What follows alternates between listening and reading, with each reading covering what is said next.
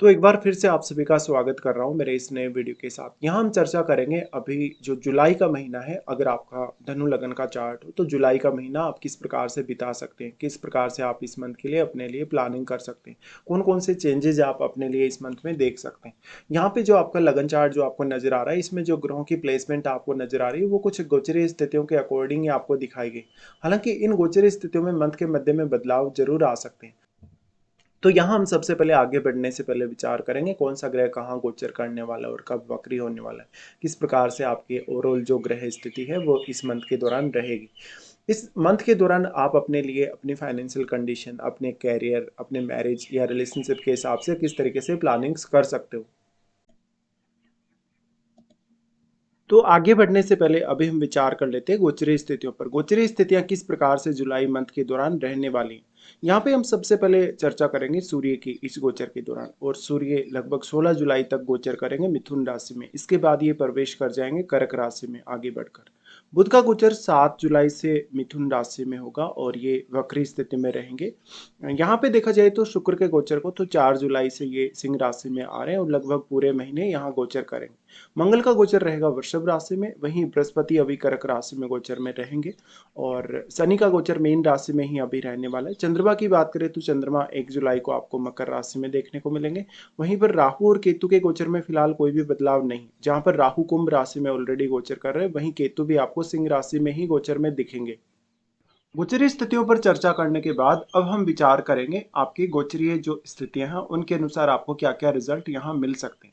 सबसे पहले यहाँ लग्नेश से स्टार्टिंग करेंगे। लग्नेश आपके बृहस्पति हैं। बृहस्पति फिलहाल उच्च की स्थिति में चल रहे हैं गोचर में, और वो आपके अष्टम में है। देखिए, डायरेक्टली या इनडायरेक्टली आप अष्टम भाव से संबंधित कोई भी कार्य कर रहे हैं, रिसर्च कर रहे हैं, हायर स्टडीज वगैरह को लेके अगर कोई काम कर रहे हैं, तो ऐसा बृहस्पति का आपको काफी अच्छा सपोर्ट मिल पाएगा। बृहस्पति के अष्टम में जाने की वजह से आप में जो सिक्स सेंस है वो बढ़ेगा। आप में कुछ हद तक गूढ़ ज्ञान को सीखने, उसको कहीं ना कहीं एक्सेप्ट करने पाने की क्षमता बढ़ेगी, और अपने अंदर स्वयं के अंदर आपको गहराई से झांकने की जो क्षमता है वो मिलेगी। तो आप स्वयं को काफी बेटर तरीके से अंडरस्टैंड कर पाएंगे, खुद को बहुत अच्छे से जान पाएंगे। हालांकि इस दौरान ये हो सकता है कि दूसरे लोग आपको उतना अच्छे से जज ना कर पाए। अष्टम भाव में बृहस्पति के आने से आपको ज्ञान में वृद्धि और धन स्रोतों में वृद्धि के रूप में फायदा मिल सकता है। इसके साथ साथ आपका कुछ अगर फॉरेन से कनेक्शन है तो फॉरेन से भी आपको धन लाभ हो सकता है। ऐसा बृहस्पति आपको आध्यात्मिक रूप से भी डेवलप करने के लिए काफी अच्छा है। बृहस्पति उच्च की स्थिति में आ रहे हैं और ये अष्टम में आ रहे हैं, तो कुछ हद तक आप अगर मैरिड हैं तो आपका जो इन लॉज की तरफ झुकाव है थोड़ा बढ़ जाएगा। उनके साथ मिलकर आप अगर कोई काम करना चाहते हैं, बिजनेस वगैरह करना चाहते हैं, तो इस पर आप प्लानिंग कर सकते हैं। अब इसमें लेकिन आपके जन्म के समय का जो चंद्रमा है उसकी स्थिति को विचार करिए, और आपके अष्टम में यदि कोई प्लैनेट बैठा है जन्म के समय का, उसको आप जरूर ही विचार करिए। बृहस्पति की अगर आपको महादशा चल रही है इस समय में, तो बृहस्पति के ये प्रभाव आपके लिए और भी ज्यादा कहीं ना कहीं स्ट्रांगली सामने आएंगे। बृहस्पति अष्टम में आने से खुद को आप ज्यादा से ज्यादा समय दें तो ज्यादा बेटर होगा। आपको किसी भी काम को करने के लिए बहुत सारे मल्टीपल ऑप्शंस यहाँ मिल सकते हैं, क्योंकि जो चंद्रमा का ये घर है यहाँ पर आप अपनी इमेजिनेशन का, अपने थॉट्स का अच्छा इस्तेमाल कर सकते हो। यहाँ पे बृहस्पति आपको पढ़ने लिखने के दौरान भी काफी अच्छी क्षमता प्रोवाइड कर रहे हैं, कुछ नया सीखने, कुछ नया लर्न करने के लिए। बृहस्पति का सबसे पहले यहाँ दृष्टि पड़ रहा है आपके 12वें घर पे। तो 12वें घर से रिलेटेड कोई भी कार्य है उसको आप मैनेज करने के लिए अच्छी स्थिति में होंगे। साथ में आप में आध्यात्मिक गुणों का विकास होगा, आपकी जो आस्था है भगवान पर बढ़ेगी। इसके साथ साथ आप कोई ध्यान साधना कर रहे हैं, कोई सिद्धि वगैरह ऐसा कुछ कर रहे हैं, तंत्र मंत्र से जुड़ा हुआ कुछ काम कर रहे हैं, या अकल्ट से जुड़ा कुछ काम कर रहे हैं, रिसर्च कर रहे हैं, कोई साइंटिफिक वर्क कर रहे हैं, ऐसे मामलों में बृहस्पति का बहुत ही अच्छा सपोर्ट आपको रहने वाला है। इसके साथ साथ अगर इन कामों को लेकर आपका कुछ फॉरेन का कनेक्शन है, अगर फॉरेन में सेटल होकर आप रिसर्च कर रहे हैं या फॉरेन जाना चाहते हैं आने वाले समय में, तो इसके लिए भी बृहस्पति आपको अच्छे से सपोर्ट कर रहे हैं। बृहस्पति का यहाँ दृष्टि का डालना आपके खर्चों में बहुत अच्छा समायोजन ला सकता है। अगर आपके खर्चे इस समय काफी बढ़े हुए हैं तो आप अपने खर्चों को कम कर सकते हैं। आप अपनी बुद्धि या अपने विवेक का ज्यादा से ज्यादा अच्छे से इस्तेमाल कर सकते हैं। फिर यहाँ बैठा हुआ जो ग्रह है आपके 12वें घर में आपके जन्म के समय का, उसके प्रभाव भी कुछ हद तक बृहस्पति की दृष्टि पड़ने से शुभ हो जाएंगे। बृहस्पति की दृष्टि फिर आ जाएगी आपके दूसरे घर पे। दूसरे घर पे अब वैसे तो बृहस्पति अपने नीच के घर पे दृष्टि डाल रहे हैं, क्योंकि लेकिन बृहस्पति एक शुभ ग्रह है, और अगर आपके चार्ट में मान लो बृहस्पति वक्र स्थिति में नहीं है कुल मिला के, तो ऐसा बृहस्पति आपको काफी सपोर्ट करेगा, फैमिली के लिए भी सपोर्ट करेगा, आपको आपकी वाणी के माध्यम से भी कहीं ना कहीं सपोर्ट करेगा। तो आप जो भी अनुभव हासिल करेंगे, जो कुछ भी आप इस दौरान नया सीखेंगे, या जो कुछ भी आपको स्वयं के एफर्ट से या दूसरों के एफर्ट से जो कुछ भी मिलेगा, उसके मामले में आप कहीं ना कहीं लोगों के सामने अपनी बातों को रख पाएंगे अच्छे से। ऐसा बृहस्पति अब क्योंकि शनि के घर पे दृष्टि डाल रहा है, और एक तरफ जहां शनि आपके बृहस्पति के ही घर में गोचर भी कर रहे हैं, तो ये एक अपने आप में बहुत इंटरेस्टिंग स्थिति है। और अत्यंत उच्च स्थिति में बृहस्पति आए हैं, तो वो अपने नीच के घर पे अगर दृष्टि डालेंगे, तो वो यहाँ आपको ज्यादातर तो सपोर्ट ही करेंगे। लेकिन आपका यहाँ कोई अन्य प्लैनेट अगर बैठा है आपके दूसरे घर में, तो उस हिसाब से विचार आपको खुद को करना होगा। यहाँ पे बृहस्पति की फिर दृष्टि आ जाती है आपके लिए फोर्थ हाउस पे। अब फोर्थ हाउस में क्योंकि ऑलरेडी शनि ट्रांजिट में है, तो ऐसा बृहस्पति कहीं ना कहीं आपके लिए फोर्थ हाउस रिलेटेड कार्यों को इजी कर देगा, क्योंकि बृहस्पति का ये खुद का घर है, तो यहाँ फोर्थ हाउस रिलेटेड निर्णय लेने, सोचने, विचार करने के लिए काफी अच्छी स्थिति है। साथ ही साथ अगर आपका घरेलू सदस्यों से कोई मनमुटाव चल रहा है, कोई ऐसी स्थिति का सामना आपको करना पड़ रहा है जो कि आप नहीं चाहते, उसके लिए बृहस्पति का आप विवेक यूज यहाँ कर सकते हैं। अब शनि ऑलरेडी यहाँ है, तो शनि आपको काफी ज्यादा रेस्ट्रिक्शन में डाल रहे हैं, कहीं ना कहीं बाध्यताओं में डाल रहे हैं, तो उन बाध्यताओं से निकलने में आपको मदद मिल पाएगी। तो अब यहाँ ये भी एक्सपेक्ट किया जा सकता है गुरु के इस गोचर से, कि शनि पर प्रभाव होने की वजह से शनि के जो परिणाम है, शनि के जो प्रभाव है, वो भी काफी बेटर हो सकते हैं। उसके बाद यहाँ से हम आगे बढ़ते हैं और शनि के बारे में ही विचार कर लेते हैं। शनि दूसरे और तीसरे घर के स्वामी होकर आपके चतुर्थ भाव में गोचर कर रहे हैं। देखिए, इस स्थिति में अगर शनि की स्थिति को देखा जाए, तो फोर्थ हाउस का शनि है, तो घर के कार्यों के लिए भी उतना ही जिम्मेदार आपको बनाएगा, साथ साथ में आपके करियर के लिए भी। लेकिन शनि क्योंकि अब बृहस्पति के घर में स्थित है, और गोचर में ये काफी लंबे समय से मीन राशि में चल रहे हैं, और बृहस्पति की दृष्टि होने से हालांकि शनि उतना ज्यादा खराब प्रभाव यहाँ आपको नहीं दिखाना चाहेंगे। और कहीं ना कहीं अगर शनि आपका अच्छी स्थिति में है कुल मिला के, अगर इवन वक्री भी है आपके चार्ट में, तो बृहस्पति की अत्यंत शुभ दृष्टि पड़ने की वजह से अब आप अपने घरेलू कार्यों को बहुत अच्छे से मैनेज कर सकते हो। साथ ही साथ उन स्टूडेंट्स के लिए जो अपनी स्टडीज अभी स्टार्ट ही करेंगे, जो बहुत छोटे हैं, स्कूल एजुकेशन जो अपना शुरू कर रहे हैं, उनके लिए भी बृहस्पति का काफी बेहतरीन सपोर्ट यहाँ मिल रहा है। बृहस्पति यहाँ अब परिवार के सदस्यों, विशेषकर आपके माता जी की अगर हेल्थ वगैरह खराब है, अगर परिवार के किसी वृद्ध व्यक्ति की हेल्थ खराब है, तो उसमें आपको काफी अच्छा सपोर्ट करने वाले हैं, तो एक अच्छी रिकवरी आ सकती है। इस हिसाब से फोर्थ हाउस पे बृहस्पति की दृष्टि का होना, आप मानसिक तौर पे बहुत अच्छे से सोच पाएंगे, आप निर्णय काफी अच्छे से ले पाएंगे, और आप उन निर्णयों को बदलेंगे नहीं, उन्हीं निर्णयों पर लगातार बने रहेंगे, तो एक अच्छी स्टेबिलिटी भी आपको ऐसा बृहस्पति देने वाला है। अब जो यहाँ शनि का गोचर है, क्योंकि शनि यहाँ पे आपके दूसरे और तीसरे घर के स्वामी होकर आ रहे हैं, तो वो कहीं ना कहीं जिम्मेदारियों को बढ़ा सकते हैं, लेकिन बृहस्पति की दृष्टि की वजह से आपके लिए ये जिम्मेदारियों को पूरा करना आसान हो जाएगा। शनि का सबसे पहले यहाँ से दृष्टि आ जाएगा आपके छठे घर पे। देखिए, छठे घर पे जो दृष्टि आएगा यहाँ, क्योंकि आपको मंगल है, तो इस मंथ में मंगल काफी हेल्प कर रहे हैं। अगर आपको कैरियर में कोई भी चुनौती का सामना करना पड़ रहा है, या आने वाले समय में आपको कोई कंपटीशन वगैरह का सामना करना पड़ रहा है, या कोई भी प्रकार की चुनौती आपको आ रही है, आप अपने वर्क प्लेस पे काम करते हुए कंफर्टेबल नहीं है, आपका बॉस आपको परेशान कर रहा है, आपके कलीग्स आपको परेशान कर रहे हैं, तो मंगल आपको बेहतरीन सपोर्ट यहाँ करने वाले। मंगल यहाँ विपरीत राजयोग भी बना रहे गोचर के हिसाब से देखा जाए तो। साथ ही साथ आपका अगर कुछ फॉरेन कनेक्शन है, तो मंगल आपको काफी फायदा कर सकते हैं। मंगल यहाँ होने से आप अपनी जो क्षमता है उसका पूरा प्रदर्शन कर सकेंगे अपने वर्क प्लेस पे। साथ ही साथ आपके जो बॉस हैं, आपके जो कलीग्स हैं, वो आपके कार्यों की सराहना करेंगे। मंगल यहाँ पे 12वें घर के लॉर्ड होकर और पंचम घर के लॉर्ड होकर आ रहे हैं, तो आपके ऊपर कोई कर्ज वगैरह चल रहा है, अगर आप बहुत ही ज्यादा खर्चे से पीड़ित हैं, खर्चा बहुत ही ज्यादा है अगर आपकी लाइफ में, तो आप उसको अच्छे से मैनेज कर सकते हैं। मंगल की यहाँ से फिर दृष्टि आ जाती है सबसे पहले आपके नवम घर पे। लेकिन नवम घर है वो सूर्य का घर है, और मंगल के लिए मित्र का ही घर है। ऐसे में लेकिन इस मंथ में देखा जाए तो शुक्र और केतु का गोचर आपके नवम घर में है। मंगल की दृष्टि पड़ने से यहाँ पर केतु पर क्योंकि मंगल की दृष्टि पड़ेगी, तो आपके लिए आध्यात्मिक रूप से आगे बढ़ना आसान होगा। आपके लिए कोई लंबी दूरी का ट्रेवल करना, इवन विदेश यात्रा करना, ये भी आसान होगा। मंगल की यहाँ दृष्टि पड़ने से बेसिकली आप में आध्यात्मिक गुणों का अच्छा विकास होगा। आप आध्यात्मिक या धार्मिक रूप से अपने आप को काफी सक्रिय रख पाएंगे।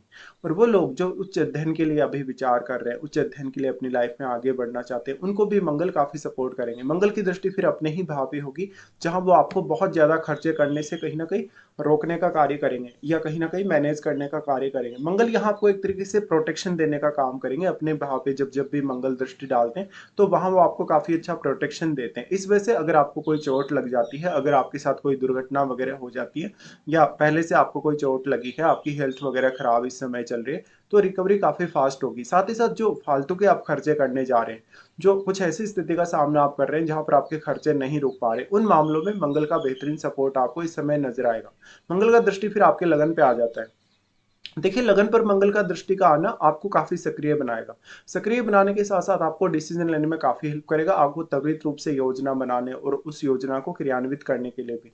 मंगल की लगन पर दृष्टि होने से बेसिकली आप अपनी हेल्थ पे काफ़ी अच्छे से ध्यान दे सकेंगे, कॉन्फिडेंस को बढ़ाएगा। कॉन्फिडेंस को बढ़ाने के साथ-साथ आपके अंदर एक नई ऊर्जा का संचार ऐसा मंगल करने वाला है। और क्योंकि वैसे भी मंगल यहाँ पे अपने मित्र बृहस्पति के ही घर पे दृष्टि डाल रहे हैं, तो वो हमेशा आपको यहाँ प्रोटेक्ट करने की कोशिश करेंगे, जो-जो भी बाधाएँ या जो-जो भी समस्याएँ आपकी लाइफ में आ रही हैं। और हर प्रकार से अगर आपको कहीं न कहीं चुनौतियाँ मिल रही हैं इस समय में, आपके कोई शत्रु हैं जो आपको परेशान कर रहे हैं, आपका कोई लीगल इश्यू चल रहा है, कोर्ट वगैरह में कोई केस वगैरह चल रहा है, किसी से आपका कोई फाइट-वाइट चल रहा है, तो भी मंगल आपको सपोर्ट करेंगे यहाँ पे। अब क्योंकि मंगल पंचमेश है, तो पंचमेश होने की वजह से पंचम भाव से जुड़े कार्यों पर आपको थोड़ा ज़्यादा ध्यान देने की आवश्यकता है, क्योंकि पंचम भाव से मंगल कहीं न कहीं संबंधित होने के कारण संतान के साथ थोड़े रिलेशन इस समय प्रभावित हो सकते हैं। बट बेसिकली ऐसा मंगल आपको काफ़ी सक्रिय बनाएगा, वो आपकी रूटीन लाइफ को भी काफ़ी सक्रिय बनाएगा। इस वजह से मंगल आपको बेहतरीन सपोर्ट यहाँ करेंगे। उसके बाद जो शनि का यहाँ दृष्टि है, वो आपके 10वें घर पे रहने वाला है। देखिए, शनि का 10वें घर पे दृष्टि आपको काफ़ी हेल्प करेगा, आपके करियर में जो-जो भी आपकी जवाबदेही बनती है, जो-जो भी आपकी ज़िम्मेदारियाँ बनती हैं, उनके लिए। और शनि का यहाँ दृष्टि का डालना कहीं न कहीं आपके करियर में आपको काफ़ी अच्छे तरीके से ईमानदारी के साथ आगे बढ़ने के लिए प्रेरणा दे रहे हैं। अब लेकिन क्योंकि बृहस्पति का जो दृष्टि है शनि पर, उस वजह से शनि का यहाँ पर उतना नेगेटिव प्रभाव आपको देखने को नहीं मिलेगा। अगर आपका कुछ फॉरेन कनेक्शन है, अगर आपका कोई भी इंजीनियरिंग से रिलेटेड कार्य है, अगर आपका टेक्नोलॉजी से रिलेटेड कार्य है, तो शनि का आपको अच्छा सपोर्ट रहेगा। लेकिन ऐसा शनि आपको डोमेस्टिक मामले और अपने करियर से जुड़े मामले दोनों के लिए ही काफ़ी ज़्यादा कहीं न कहीं ज़िम्मेदार बनाए रखेगा। शनि का दृष्टि फिर लगन पर आ जाता है। लगन पर शनि का दृष्टि क्योंकि अब बृहस्पति से शनि प्रभावित है, इसलिए वो आपको अध्यात्म में उन्नति करने और अपने आप को बहुत ज़्यादा सक्रिय रखने के लिए प्रेरित करेंगे। ऐसा शनि आपको लगभग अपने प्रत्येक कार्य के प्रति ज़िम्मेदारी का एहसास करवाएगा और उन ज़िम्मेदारियों को पूरा करने की क्षमता भी देगा। तो मंगल से जुड़ा हुआ जो डिस्कशन है वो हम शनि के साथ ही अभी कर चुके हैं, और उसके बाद हम यहाँ से आगे बढ़ेंगे शुक्र के लिए। शुक्र आपके यहाँ पे छठे घर के स्वामी और 11वें घर के लॉर्ड है। तो शुक्र के इस प्रकार से स्वामित्व के कारण शुक्र जो फिलहाल जो गोचर में है वो नवम घर में गोचर कर रहे हैं, लेकिन क्योंकि वो केतु के साथ गोचर में आ रहे हैं तो थोड़ा रिलेशनशिप का इश्यू जिस समय हो सकता है आपको। वैसे भी आप जुपिटर से रिप्रेजेंट होने के कारण जो भौतिक सुख सुविधाएं हैं, जो कहीं ना कहीं ऐशो आराम है, लग्जरी लाइफ है, उसके प्रति उतना ज़्यादा अट्रैक्ट नहीं होते नेचुरली। लेकिन शुक्र के यहाँ केतु के साथ आ जाने के कारण जो लोग मैरिड हैं, जो किसी रिलेशनशिप में हैं, उनको थोड़ा डिटेचमेंट जरूर महसूस हो सकता है। अब जो शुक्र है क्योंकि 4 जुलाई से सिंह राशि में प्रवेश कर रहे हैं, तो ऐसा शुक्र आपको दूसरी संस्कृतियों या दूसरे धर्मों के साथ अच्छा समायोजन बिठाने के लिए प्रेरित करेगा। साथ ही साथ शुक्र आपको कोई भ्रमण करवा सकते हैं, जो कि बेसिकली आपका कोई इंटरटेनमेंट पर्पज से या किसी भी अपने स्टडी पर्पज से हो सकता है। शुक्र यहाँ पे अब छठे घर के लॉर्ड बनते हैं, तो आपका अपने प्रोफेशन वाइज भी कोई ऐसा कहीं ना कहीं जो भ्रमण है, जो ट्रेवलिंग है, वो हो सकती है। लेकिन केतु के साथ शुक्र के होने और मंगल का प्रभाव शुक्र पर होने की वजह से आपको यहाँ काफ़ी वाइजली डिसीजन लेने होंगे, काफ़ी अच्छे से सोच विचार के आगे बढ़ना होगा। तो ऐसा जो शुक्र है वो आपको थोड़ा डिटेच कर सकता है, स्पेशली ऐसा शुक्र रिश्तों में कुछ कॉन्फ्लिक्ट्स ला सकता है, कुछ असंतुष्टि ला सकता है। यहाँ से फिर अगर देखा जाए शुक्र दृष्टि डालेंगे आपके थर्ड हाउस पे, बट क्योंकि केतु के साथ शुक्र के होते हुए केतु सारा का सारा शुक्र का एनर्जी सोख लेंगे, जिससे शुक्र आपके थर्ड हाउस पे उतना अधिक प्रभाव डालने में सक्षम होंगे नहीं। यहाँ पे फिर जो शुक्र है क्योंकि वो आगे बढ़ रहे हैं और आपके जा रहे हैं वो 10वें घर की तरफ, जहाँ फिर वो नीच की स्थिति में भी होंगे। ऐसे केस में आपको अपने मैरिज और अपने रिलेशनशिप के लिए थोड़ा एक्स्ट्रा केयरफुल होने की आवश्यकता पड़ेगी। शुक्र का ये वाला गोचर कहीं ना कहीं आपको बेसिकली जो हार्ड वर्क है, जो मेहनत है, उसके लिए उतना ज़्यादा प्रेरणा नहीं दे पाएगा, और आपको लाइफ में कोई भी प्रकार से सक्सेस अचीव करने के लिए उतना ज़्यादा सपोर्ट नहीं कर पाएगा। हालांकि शुक्र का दृष्टि जरूर थर्ड हाउस पे, बट राहु यहाँ पे है और थर्ड हाउस में राहु ही इसके लिए आपको सबसे ज़्यादा सपोर्ट कर सकते हैं। तो यहाँ पे क्योंकि मंगल आपको हेल्प कर रहा है शुक्र से रिलेटेड, यहाँ जो जितने भी आपके सिक्स हाउस रिलेटेड आ रही हैं, और फिर आप अपने यहाँ पे 11वें घर में बैठे हुए प्लैनेट पर विचार अवश्य करिए। लेकिन शुक्र इस मंथ में काफ़ी कमज़ोर स्थिति में मान लीजिए, या उतना ज़्यादा इफेक्टिव नहीं रहेगा इस मंथ के गोचर के हिसाब से देखा जाए तो। उसके बाद विचार करते हैं बुध पे। बुध अभी वक्री स्थिति में रहेंगे और वो आपके सप्तमेश और 10वें घर के लॉर्ड हैं। हालांकि दूसरे अन्य ग्रह आपको जरूर कैरियर के लिए और आपके बिजनेस वगैरह के लिए सपोर्ट कर रहे हैं, रिलेशनशिप वगैरह के लिए सपोर्ट कर रहे हैं। तो 7 जुलाई से बुध आ रहे हैं मिथुन में और वो वक्री स्थिति में होंगे। तो पार्टनर थोड़ा-सा आपके ऊपर ज़्यादा हावी रह सकता है इस समय में, और क्योंकि सूर्य का गोचर भी यहाँ रहने वाला है, इसलिए पार्टनर के केस में आपको ये देखने को मिलेगा कि पार्टनर कहीं न कहीं ज़्यादा हावी हो रहा है, या वो ज़्यादा आपके साथ कन्वर्सेशन में आ रहे हैं, बार-बार बातचीत कर रहे हैं आपसे, या कहीं न कहीं उनके साथ आपकी जो अंडरस्टैंडिंग वो थोड़ी बिगड़ रही है, या आपके बीच में कम्युनिकेशन की थोड़ी कमी आ गई। तो ऐसे में पार्टनर के साथ प्रॉपर कम्युनिकेशन बनाना आपके लिए ज़रूरी हो जाएगा। साथ ही साथ आप अगर किसी बड़ी प्रतियोगी परीक्षा की तैयारी कर रहे हैं, आईएएस वगैरह की तैयारी कर रहे हैं, या कोई भी अन्य प्रतियोगी परीक्षा की तैयारी कर रहे हैं, तब जरूर ये कंजक्शन आपको सपोर्ट कर पाएगा।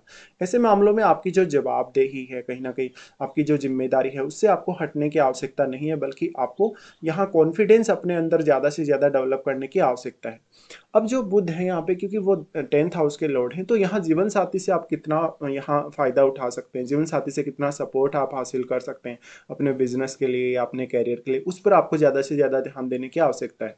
अब बुध क्योंकि सप्तमेश और 10वें घर दोनों के ही स्वामी हैं, तो यहाँ पर वो सप्तम भाव में बैठे हुए प्लैनेट के लिए भी कहीं ना कहीं प्रभावी होंगे, और दसम भाव में आपका अगर कोई अन्य प्लैनेट बैठा है तो उस पर विचार अवश्य करिए। वैसे बुध यहाँ दसम भाव को प्रभावित नहीं कर रहे, लेकिन शनि प्रभावित कर रहे हैं, इसलिए आपको अपने कैरियर के लिए फिर भी जिम्मेदारियां उठानी पड़ेंगी। बुध का यहाँ सूर्य के साथ साथ दृष्टि लगन पर रहेगा, तो बुध आपको कम्युनिकेशन के मामलों में उतना अधिक सपोर्ट नहीं करने वाले वक्री होने की वजह से, तो आपको इसके लिए खुद ही प्रयास करने होंगे। इस प्रकार से पार्टनर के साथ थोड़ा कम्युनिकेशन में कहीं ना कहीं कुछ प्रॉब्लम्स आ सकती हैं। इस हिसाब से देखा जाए तो बुध क्योंकि अभी वक्री कंडीशन में रहेंगे, तो बुध से आपको ज़्यादा एक्सपेक्टेशन नहीं रख सकते। उसके बाद विचार करते हैं यहाँ पे चंद्रमा के लिए। चंद्रमा आपके 8वें घर के स्वामी है, और चंद्रमा का फिलहाल जो स्टार्टिंग में गोचर रहने वाला है वो आपके दूसरे घर में रहने वाला है। अब ये क्योंकि चंद्रमा यहाँ पे बृहस्पति से दृष्ट रहेंगे, ऐसे केस में हम ये मान सकते हैं कि यहाँ पर जो बृहस्पति का प्रभाव है उस वजह से कहीं ना कहीं आपके लिए कुछ अर्निंग के मामले में कुछ अच्छी न्यूज निकल के आए, कुछ आपको कहीं से पैसा मिले, कुछ संपत्ति वगैरह के मामले में आपकी स्थिति अच्छी हो। यहाँ पे इनकी दृष्टि होने से बेसिकली जो परिवार के साथ आपकी अंडरस्टैंडिंग है, आपके पारिवारिक रिश्तों के साथ जो आपका समायोजन है वो अच्छा रहेगा। साथ साथ में आपको कुछ नया जानने, कुछ नया सीखने को मिलेगा, या परिवार में कुछ नया अनुभव मिलेगा। यहाँ पे चंद्रमा की स्थिति बन रही, तो अष्टम भाव से जरूर ऐसे चंद्रमा फायदा करवा सकता है। फिर चंद्रमा आ जाएंगे थर्ड में, जहां पर वो राहु के साथ कंजक्शन में आ जाएंगे, क्योंकि गोचर में राहु अभी कुंभ में चल रहे हैं। यहाँ पर थोड़ा सा मन में भ्रम उत्पन्न हो सकता है, विशेषकर आपके रिश्तों के साथ, मदर के साथ भी और अपने परिवार के लोगों के साथ भी। लेकिन ऐसा जो चंद्रमा है वो आपको सक्रिय काफी बनाएगा, मानसिक तौर पर आपको काफी अच्छी एबिलिटी प्रदान करेगा। लेकिन आप अपने भ्रम की स्थिति को कैसे यहाँ दूर कर सकते हैं, कैसे अपने आप को भ्रम से दूर रख सकते हैं, उतना ही आपके लिए अच्छा साबित होगा। तो बेसिकली जो चंद्रमा का गोचर है थर्ड हाउस में राहु के साथ आने की वजह से आपको अचानक से कोई ट्रेवल दे सकता है, अचानक से कोई यात्रा दे सकता है, जो कि आपके कैरियर पर्पज या अपने कुछ घरेलू पर्पज के लिए हो सकती है। फिर चंद्रमा आ रहे हैं फोर्थ हाउस में। फोर्थ हाउस में चंद्रमा के आने से उतने ज्यादा आप कंफर्टेबल नहीं होंगे ऑलरेडी, क्योंकि शनि यहाँ गोचर में है। वैसे तो बृहस्पति की दृष्टि भी यहाँ होगी, लेकिन क्योंकि शनि ऑलरेडी यहाँ पे काफी समय से गोचर में है, इसलिए आपको अपने आप को कंफर्टेबल बनाने के लिए खुद ही ज्यादा से ज्यादा आपको प्रयास करने होंगे। फिर सूर्य के लिए विचार करते हैं। सूर्य आपके 9th हाउस के लॉर्ड हैं। सूर्य का फिलहाल अगर गोचर देखा जाए स्टार्टिंग में, तो लगभग 16 जुलाई तक वो मिथुन में रहने वाले हैं। देखिए मिथुन का जो सूर्य है वो आपको काफी अलग अलग तरीके से सपोर्ट करेगा, लेकिन क्योंकि पार्टनर को ये काफी डोमिनेटिंग बनाएगा, पार्टनर के घर में सूर्य आ रहे हैं, तो पार्टनर से सपोर्ट लेना बनता है, और साथ में पार्टनर अपनी बातों से, अपने व्यवहार से आपके ऊपर काफी हावी रहने वाला है। देखा जाए तो पार्टनर और आपके बीच में थोड़ी अंडरस्टैंडिंग की कमी भी रह सकती है, क्योंकि जब लग्नेश आपके अष्टम में गोचर कर रहे हैं, तो आपको पार्टनर के लिए समझना उतना आसान नहीं होगा। तो पार्टनर के साथ अंडरस्टैंडिंग अच्छी बनानी जरूरी है आपको। साथ ही साथ यहाँ सूर्य आपको लीडरशिप के मामले में, आपको कैरियर के मामले में सबसे ज्यादा सपोर्ट करने वाले हैं, और वो आपके भाग्येश है, तो भाग्य से भी वो आपको काफी मदद दिलाने वाले हैं। इस तरीके से देखा जाए तो जो पिता का अहम रोल है वो आपकी लाइफ में इस समय हो सकता है। आपको पिता से या अपने जीवन साथी से काफी अच्छा सपोर्ट मिल सकता है। ये सपोर्ट आपके स्टडी पर्पज के लिए, आपके कैरियर पर्पज के लिए, बाकी लाइफ में किसी भी अन्य मामले के लिए मिल सकता है। तो यहाँ पे आप दूसरों से कितना ज्यादा मान सम्मान हासिल कर सकते हैं, रेस्पेक्ट हासिल कर सकते हैं, उसके लिए आपको देखना चाहिए। सूर्य यहाँ आ रहे हैं, तो सूर्य बेसिकली क्योंकि लगन पर दृष्टि डालेंगे, तो आपका कॉन्फिडेंस जरूर यहाँ बढ़ाने का कार्य करेंगे। साथ साथ में वो लोग जो हायर स्टडीज की तरफ आगे बढ़ना चाहते हैं, जो विदेश यात्रा करना चाहते हैं या अपने कैरियर पर्पज़ के लिए जो विदेश जाना चाहते हैं, उनके लिए फिर भी सूर्य अच्छी स्थिति क्रिएट कर रहे हैं। फिर सूर्य अष्टम में आ जाएँगे जहाँ पर वो गुरु के साथ कंजक्शन में होंगे। देखिए सूर्य जैसा एनर्जेटिक प्लैनेट अगर अष्टम में आ जाएगा तो यहाँ अष्टम भाव से जुड़े गूढ़ रहस्यों को जानना, उनके बारे में कुछ सीखना, समझना आसान ज़रूर होगा। गुरु का यहाँ ऑलरेडी क्योंकि गोचर है अष्टम में और सूर्य के ओर आने से कहीं न कहीं गुरु से रिलेटेड जो आपके प्रभाव हैं वो भी थोड़े एनहांस हो जाएँगे और इस वजह से सूर्य और गुरु का जो कंजक्शन बनेगा उससे आपको धन के मामलों में और आपके ज्ञान के मामलों में काफ़ी वृद्धि होते हुए दिखेगी। सूर्य का अष्टम में आना जो लोग रिसर्च कर रहे हैं, जो लोग कोई अष्टम भाव से रिलेटेड जटिल से जटिल कार्य कर रहे हैं, उन लोगों को काफ़ी मदद यहाँ करेगा सूर्य। सूर्य यहाँ आने से कुछ हद तक जो आपका झुकाव है कहीं न कहीं वो इन-लॉज़ की तरफ थोड़ा ज़्यादा रह सकता है। वैसे भी गुरु यहाँ गोचर कर रहे हैं तो गुरु भी आपका झुकाव दर्शाते हैं। और सूर्य यहाँ आ जाएँगे तो आपका दूसरा घर काफ़ी मजबूत हो जाएगा क्योंकि सूर्य की यहाँ से दृष्टि पड़ेगी। तो धन संपत्ति के लाभ के लिए आपके माता-पिता से आपको कुछ लाभ हो, पैतृक संपत्ति वगैरह में लाभ हो या तो आपके ज्ञान के मामलों में कुछ आपको लाभ हो पाए, कुछ नया आपको सीखने को मिले, कुछ नया लर्न करने को मिले, तो इस मामले में सूर्य का बेहतरीन सपोर्ट आपको रहेगा। अब हम आगे बढ़ जाते हैं, देख लेते हैं इस मंथ में कौन-कौन से आपके लिए अच्छे दिन हैं, कौन-कौन से कुछ खराब दिन भी इस मंथ में आपके लिए आने वाले हैं। वैसे देखा जाए तो राहु और केतु के लिए इस मंथ में अभी कोई चर्चा नहीं करेंगे। ऑलरेडी राहु केतु के गोचर पर पहले काफ़ी बार चर्चा हो चुकी है और अभी राहु केतु के गोचर में फिलहाल कोई बदलाव हुआ भी नहीं। तो अब हम देख लेते हैं इस मंथ में आपके लिए कौन-कौन से अच्छे दिन निकल के आ रहे हैं। अच्छे दिनों की बात करें अगर आपके धनु लगन वाले जातकों के लिए तो जुलाई महीने में आपके लिए 8, 9, 12, 13, 21, 22, 26 और 27 ये दिन काफ़ी बेहतरीन साबित होने वाले हैं। अगर आपको किसी भी काम में व्यवधान आ रहा है, कोई समस्या आ रही है, तो आप इन दिनों का चुनाव कर सकते हैं उन कार्यों को पूरा करने के लिए। साथ-साथ में कुछ ऐसे दिन भी जहाँ पर आपको कुछ दिक्कतें आ सकती हैं, जैसे चंद्रमा का गोचर जब वृषभ में रहेगा, तो 10 और 11 को ये स्थिति बनेगी। 10 और 11 को आपके ऊपर स्ट्रेस ज़्यादा रह सकता है, आपको कोई बड़ी ज़िम्मेदारी मिल सकती है, जिसकी वजह से आप अपने आप को हो सकता है समय ना दे पाएँ। यहाँ पर 2 दिनों तक आपके आर्थिक मामलों में कुछ उतार-चढ़ाव आ सकते हैं, आपके कुछ खर्चे बढ़ सकते हैं। अगर किसी को आपने पैसा दिया हो, उधार वगैरह दिया हो, तो वो पैसा वापस लौट कर नहीं आने वाला। यहाँ पे चंद्रमा का गोचर फिर अपने ही घर में होगा 14 और 15 को। यहाँ आपको ज्ञान और धन के मामलों में काफ़ी फ़ायदे मिल पाएँगे। आपके लिए डिसीज़न लेना भी गुरु के प्रभाव की वजह से थोड़ा आसान हो जाएगा, लेकिन ये कुछ बड़ा परिवर्तन दिखा सकता है कि जैसे आपको कहीं से धन वगैरह मिला या आप कुछ खोज रहे थे, आप कुछ रिसर्च वगैरह कर रहे थे, उसमें आपको सफलता हासिल हुई। तो 14 और 15 को एक बहुत ही ज़्यादा ट्रांसफ़ॉर्मेशन वाला पीरियड ये रह सकता है। हालाँकि इस समय स्ट्रेस थोड़ा ज़्यादा बढ़ा हुआ रहेगा आपके लिए। बट आपके लिए कोई भी ऐसा कार्य जिसमें आपको बार-बार विचार करने के बाद भी फाइनल फैसले तक आप नहीं पहुँच पा रहे, उस मामले में ज़रूर मदद मिल पाएगी। फिर चंद्रमा आ रहे हैं आपके 12वें घर में जहाँ वो 23 से 25 तारीख तक रहेंगे। देखिए ये 3 दिन है बेसिकली और 3 दिनों के दौरान आपको काफ़ी स्ट्रेस इश्यू हो सकते हैं। आपको काफ़ी एंग्जायटी हो सकती है, आपको काफ़ी अन्य प्रॉब्लम हो सकती है सेहत से रिलेटेड। कोई भी बड़ा फैसला आप अपने जीवन में करने जा रहे हैं जो काफ़ी चुनौतीपूर्ण है, जिसमें आपको काफ़ी समय लग रहा है, तो ऐसे फैसलों को थोड़ा आप अवॉइड कर सकते हैं। तो ये दिन कुछ आपके लिए खराब दिन रहने वाले हैं इस मंथ में। फिलहाल हम पूरा डिस्कशन यहाँ कर चुके हैं। फिलहाल आपको वीडियो देखने के लिए धन्यवाद।